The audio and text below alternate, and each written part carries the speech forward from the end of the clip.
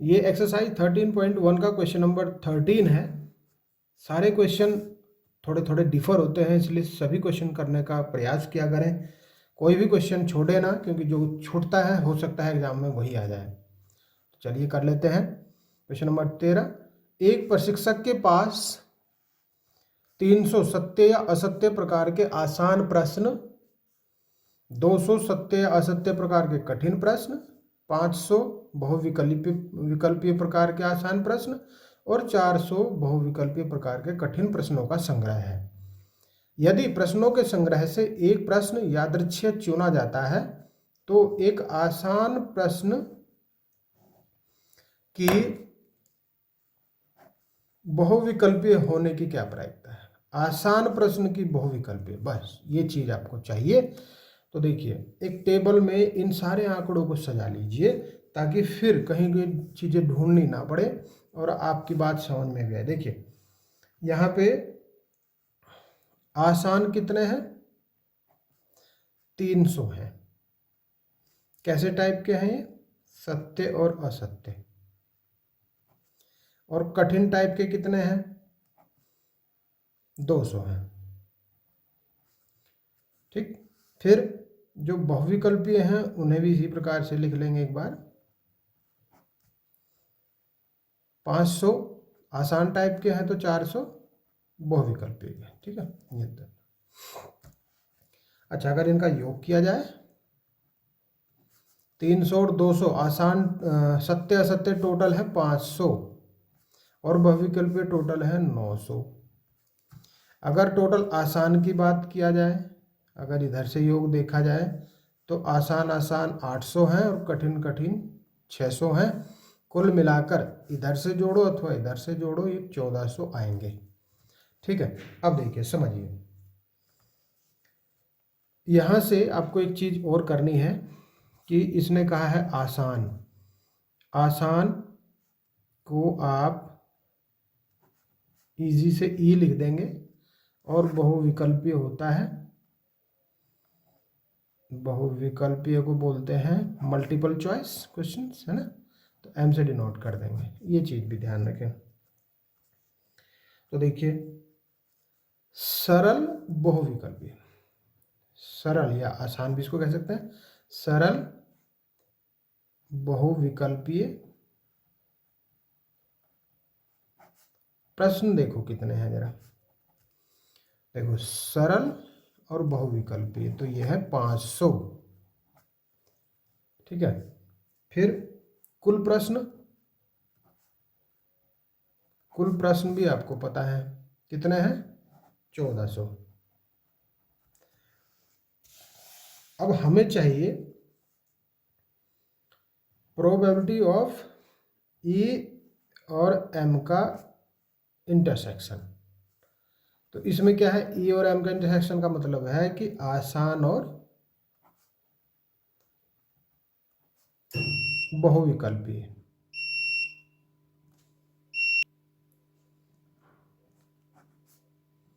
प्रश्नों की प्रायिकता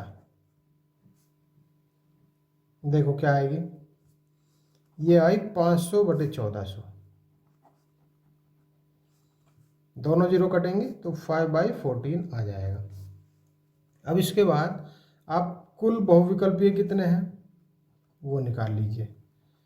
कुल बहुविकल्पीय प्रश्न, तो देखो 500 और 400 कुल मिला के 900, तो यहाँ लिखेंगे 900। तो आप प्रोबेबिलिटी ऑफ एम निकाल लीजिए, ये हो जाएगा 900 और टोटल 1400, तो ये बन जाएगा 9/14। अब हमें चाहिए ई अपॉन एम की प्रोबेबिलिटी, तो ये आएगा P E intersection M upon P M. M नीचे है तो एम आएगा, तो ये वैल्यू आई है 5/14, ये आया है 9/14, 14 से 14 गया, बचा 5/9, ये आपका आंसर बन जाएगा। ठीक है, तो आसान है।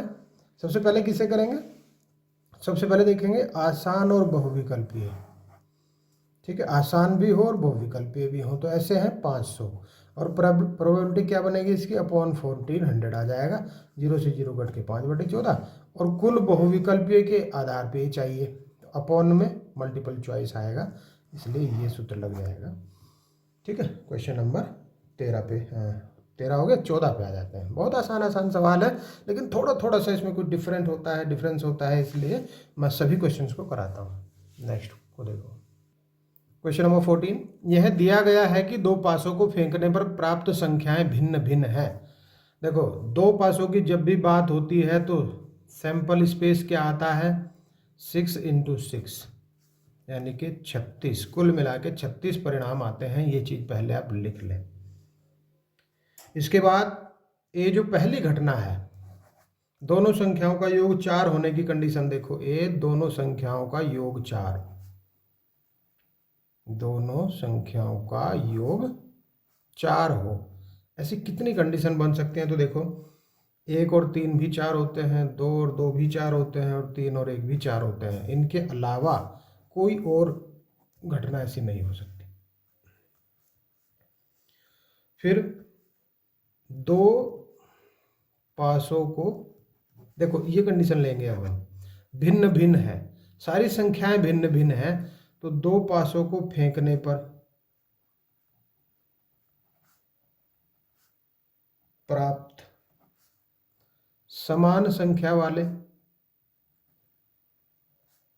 परिणाम कितने आएंगे देखो जरा, क्योंकि हमें भिन्न चाहिए ना। पहले समान को देख लो, 1 1 समान है, 2 2 समान है, 3 3 समान है, 4 4 है, 5 5 है, 6 6 है, कुल मिला के हैं ये 6।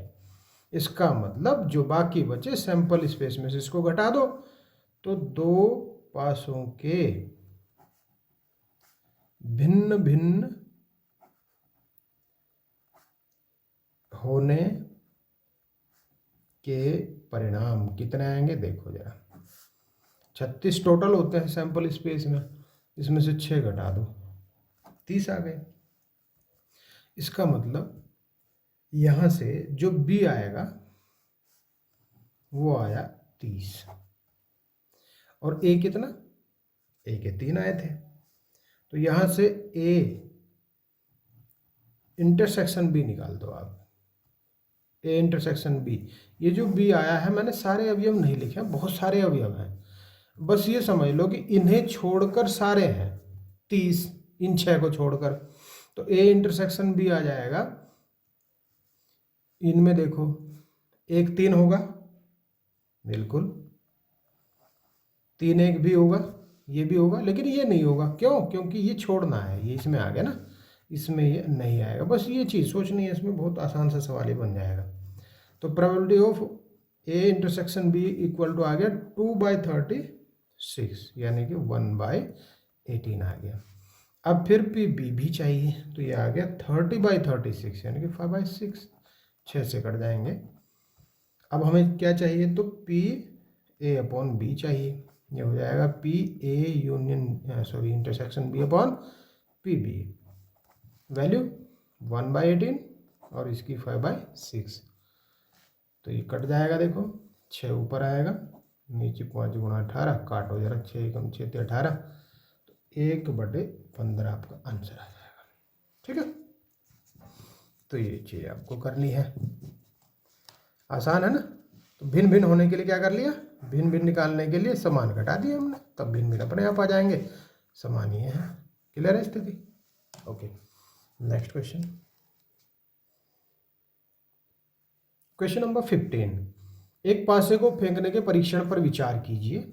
यदि पासे पर प्रकट संख्या 3 का गुणज हो तो पासे को पुनः फेंके, और यदि कोई अन्य संख्या प्रकट हो तो एक सिक्के को उछालें। घटना न्यूनतम एक पासे पर संख्या 3 प्रकट होना दिया गया है, तो घटना सिक्के पर पट प्रकट होने की सप्रतिबंध प्रायिकता ज्ञात करनी है। देखिए, पहले हमें सैंपल स्पेस निकालना पड़ेगा। क्या कहना चाह रहा है, पासा फेंका, 1 2 3 4 5 6, ये कंडीशन इसमें आती है, ये नंबर इसमें आते हैं। तो 3 का गुणज कौन से होते हैं, 3 और 6 होते हैं, 3 और 6। ठीक है, अब इसके बाद 3 का गुणा जाए तो 5 से को पुनः फिर फेंके, अगर 3 के गुणा जाए तो पुनः फेंके। देखो यानी कि 3 1, 3 के साथ 2 आ सकता है, 3 के साथ 3 आ सकता है, 3 के साथ 4 भी, 3 के साथ 5 भी और 3 के साथ 6 भी आ सकता है। और इसी प्रकार से 6 के साथ 6 2, 6 3, 6 4, 6 5 और 6 6, बस। ठीक, अब क्या कह रहा है कि यदि कोई अन्य संख्या हो तो सिक्के को उछालें। मान लीजिए 3 नहीं है, 1 था, सिक्का उछाला तो हेड होगा या टेल होगा। फिर 2 के साथ हेड होगा या टेल होगा। फिर 3 तो आ गया, 3 तो हो गया। 4 देखो, 4 के साथ हेड, 4 के साथ टेल, 5 के साथ हेड और 5 के साथ ही टेल। ये चीज़ समझो। देखो 3 और 6 तो पहले आ गए ना, फिर 3 और 6 के अलावा क्या क्या आ सकता है, या तो 1 आ सकता है, इसका मतलब 1 आएगा तो हेड एंड टेल करना पड़ेगा, या तो हेड या टेल।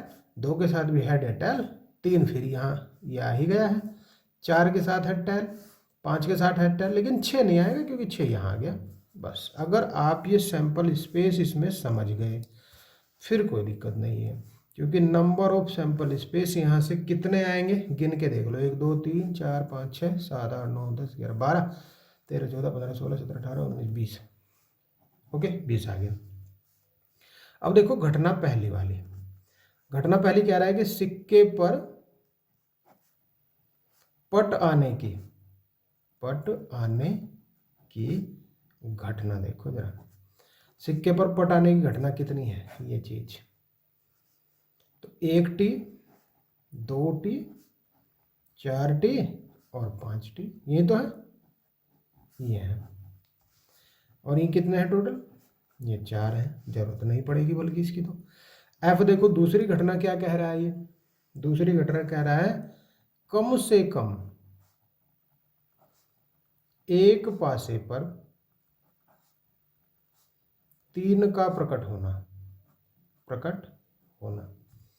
तो ऐसे कितने हैं, ये पूरी लाइन है, ठीक है, और ये भी है, और कोई नहीं है। देखो 3 1, 3 2, 3 3, 3 4, 3 5, 3 6 और एक आ गया 6 3। नंबर ऑफ एफ कितने आए टोटल, 7, गिन के देख लो, ठीक है। अच्छा, अब ई और एफ में आप कॉमन देखो, मीन्स इंटरसेक्शन देखेंगे। ई और एफ में, इसमें और इसमें देखो, ध्यान से देखो कुछ कॉमन है क्या, नहीं है, नहीं है, तो 5 है। 5 का मतलब यहाँ 0 रखेंगे, इसका मतलब पी एफ भी निकाल दो यहाँ से, ये आएगा 7 और अपॉन टोटल कितने नंबर थे वो सैंपल स्पेस में 20 थे, ठीक है। अब हमें चाहिए पी ई अपॉन एफ, तो देखिए E P E intersection F upon P F चाहिए, इसकी वैल्यू 0 और ये 7/20, तो ओवरऑल 0 आंसर आ गया। तो हो गया ना आसान। आसान तब ही है, ध्यान देना इसमें, अगर आप इस सैंपल स्पेस को समझ जाते हो तो। बस ध्यान से आप इसको पढ़े, क्यों नहीं समझेंगे, समझेंगे। नेक्स्ट क्वेश्चन को देख लेते हैं। क्वेश्चन नंबर 16, यदि पी ए इतना, पी बी इतना, पी इतना समथिंग हो तो देखो जरा, हमें यहाँ क्या निकालना है, हमें चाहिए पी ए अपॉन बी, ये हमें चाहिए।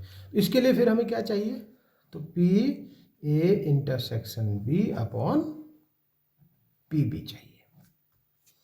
अब देखिए यहाँ आप ये समझें कि इसमें ये जो पी ए इंटरसेक्शन बी होगा वो क्या होगा, बस, ठीक है, वो क्या होगा हमें इससे मतलब ही नहीं है, बहुत आसान है, अरे बहुत आसान है। देखो क्या, फटाफट देखो, P A intersection B upon P B जब हम करेंगे तो हमें इसकी ज़रूरत कहाँ पड़ी, इसको ढूंढते मत रहना, यही करेंगे ना बच्चे, यही करते हैं, इसको ढूंढेंगे कि तो दिया है नहीं, फिर ये निकले कैसे, कोई बात नहीं, पी बी तो दिया है 0, जब अपोन में 0 आता है तो उसकी वैल्यू अनंत होती है, जिसको कहते हैं परिभाषित नहीं या अपरिभाषित कह सकते हैं।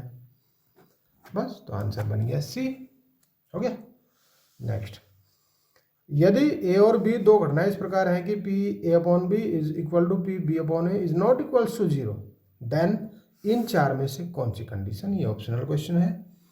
तो देखो, पी ए अपॉन बी दिया और पी बी अपॉन ए दिया, दोनों आपस में इक्वल, मीन्स पी ए अगर सूत्र के हिसाब से हम इसको रखें तो कुछ ऐसे आएगा, दोनों तरफ ही ए इंटरसेक्शन बी आएगा तो कट जाएगा, इसकी गुणा इसमें, इसकी इसमें, इसका मतलब P A equal to P B आएगा।